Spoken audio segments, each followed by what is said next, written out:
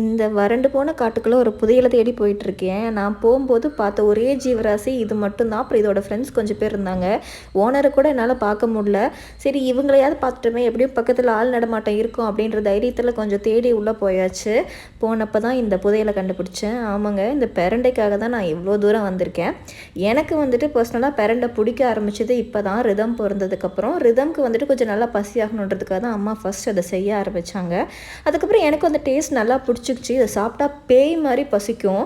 நிறைய பேர் பசிக்கலன்னு ஹாஸ்பிட்டல் போகிறாங்களா, அவங்களுக்குலாம் இந்த பிரண்டையை வாங்கி கொடுக்கலாம். ஆனால் இதில் ஒரு பிரச்சனை என்னென்னா, டவுனில் கிடைக்கிறதுலாம் இந்த மாதிரி முத்தி போன பிரண்டை தான் கிடைக்குது. அதை நம்ம சட்னியாக அரைக்கும் போது ஃபுல்லாக நார் நாராக வரும். இந்த மாதிரி கொஞ்சம் கொழுந்தாக கிடைச்சா தான் அந்த சட்னி வந்துட்டு அரைக்கிறதுக்கு நல்லாயிருக்கும். நார் நாரும் வராது. கிராமங்கள்லையும் எல்லா பக்கமும் கிடைக்கும்னு சொல்ல முடியாது. கொஞ்சம் இந்த மாதிரி இருக்கிற இடங்கள தான் தேடி பிடிச்சி நம்ம எடுத்துக்கணும். இந்த பிரண்டையை க்ளீன் பண்ணுற ஒரு வீடியோ போடுறேன். உங்களுக்கு இது பிடிச்சிருந்தால் சப்ஸ்கிரைப் பண்ணிடுங்க.